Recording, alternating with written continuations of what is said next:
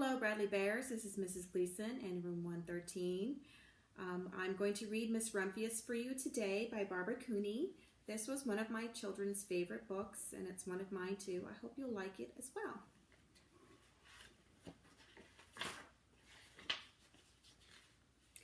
The Lupin Lady lives in a small house overlooking the sea.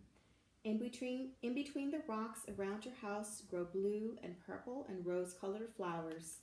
The Lupin Lady is little and old, but she has not always been that way. I know. She is my great aunt, and she told me so. Once upon a time, she was a little girl named Alice, who lived in a city by the sea. From the front stoop, she could see the wharves and the bristling masts of tall ships. Many years ago, her grandfather had come to America on a large sailing ship.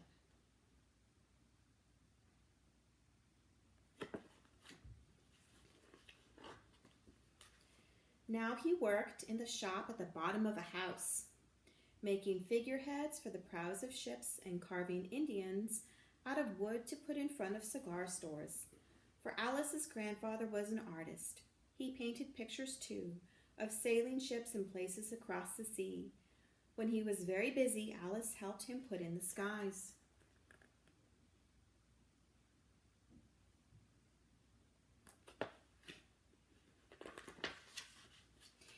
In the evening, Alice sat on her grandfather's knee and listened to his stories of faraway places. When he had finished, Alice would say, "When I grow up, I too will go to faraway places, and when I grow old, I too will live beside the sea." "That is all very well, little Alice," said her grandfather, "but there's a third thing you must do."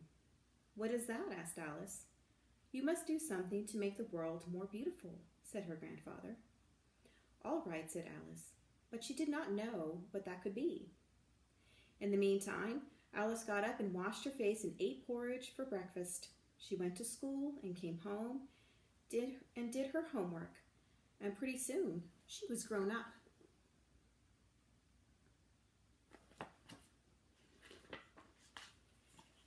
Then my great Aunt Alice set out to do the three things she had told her grandfather she was going to do. She left home and went to live in another city, far from the sea and the salt air. There she worked in a library, dusting books and keeping them from getting mixed up, and helping people find the ones they wanted. Some of the books told her about faraway places. People called her Miss Rumphius now.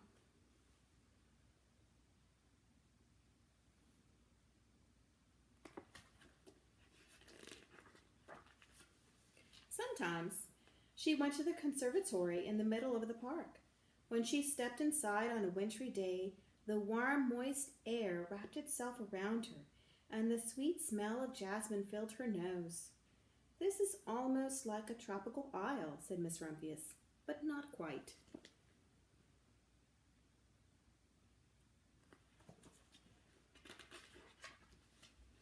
So Miss Rumphius went to a real tropical island, where people kept cockatoos and monkeys as pets. She walked along on long beaches, picked up beautiful shells. One day she met the Baparaja, the king of a fishing village. "You must be tired," he said. "Come into my house and rest." So Miss Rumphius went in and met the Baparaja's wife. The Baparaja himself fetched a green coconut and cut a slice off the top so that Miss Rumphius could drink the coconut water inside. Before she left, the Baparaja gave her a beautiful mother-of-pearl shell on which she had painted a bird of paradise and the words, "You will always remain in my heart."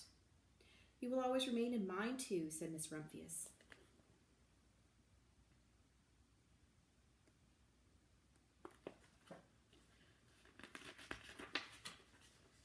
My great Aunt Alice climbed tall mountains where the snow never melted.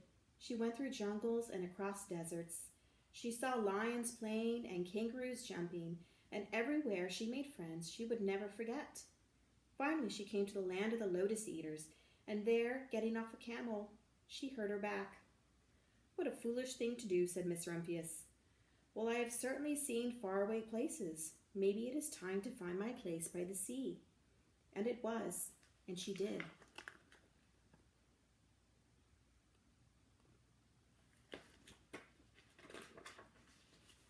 From the porch of her new house, Miss Rumphius watched the sun come up. She watched it cross the heavens and sparkle on the water, and she saw it set in glory in the evening.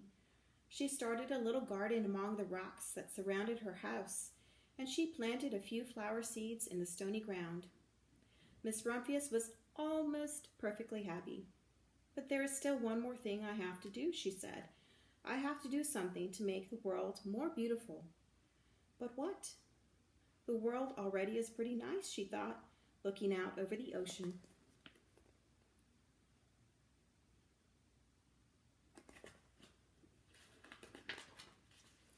The next spring, Miss Rumphius was not very well.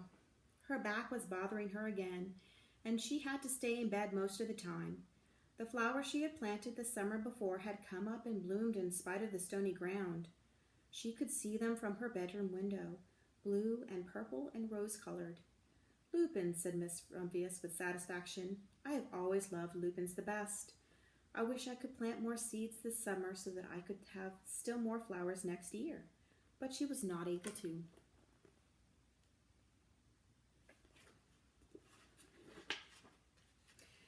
After a hard winter, spring came. Miss Rumphius was feeling much better. Now she could take walks again. One afternoon she started to go up and over the hill where she had not been in a long time. "I don't believe my eyes," she cried when she got to the top. For there on the other side of the hill was a large patch of blue and purple and rose-colored lupins. "It was the wind," she said as she knelt in delight. "It was the wind that brought the seeds from my garden here, and the birds must have helped." Then Miss Rumphius had a wonderful idea.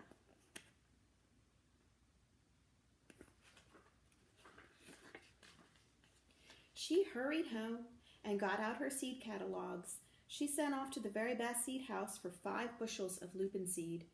All that summer, Miss Rumphius, her pockets full of seeds, wandered over fields and headlands sowing lupins. She scattered seeds along the highways and down the country lanes. She flung handfuls of them around the schoolhouse and the back of the church. She tossed them into hollows and along stone walls. Her back didn't hurt her any more at all. Now, some people called her "that crazy old lady."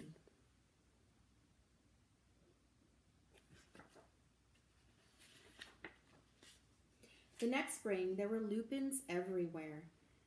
Fields and hillsides were covered with blue and purple and rose-colored flowers. They bloomed along the highways and down the lanes. Bright patches lay around the schoolhouse and the back of the church. Down in the hollows and along the stone walls grew the beautiful flowers. Miss Rumphius had done the third, the most difficult thing of all.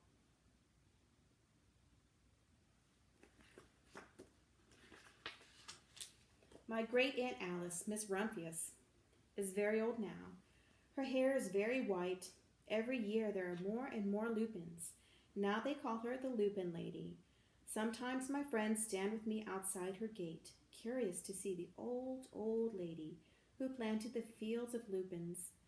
When she invites us in, they come slowly. They think she is the oldest woman in the world. Often she tells us the story of faraway places. "When I grow up," I tell her, "I too will go to faraway places and come home to live by the sea." "That is all very well, little Alice," said my aunt. "But there is a third thing that you must do." "What is that?" I ask. "You must do something to make the world more beautiful." "All right," I say.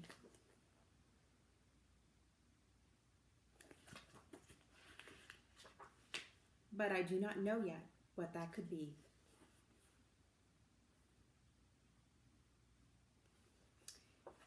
Thank you for listening to Miss Rumphius. I'm going to miss you guys and hope to see you soon. Take care.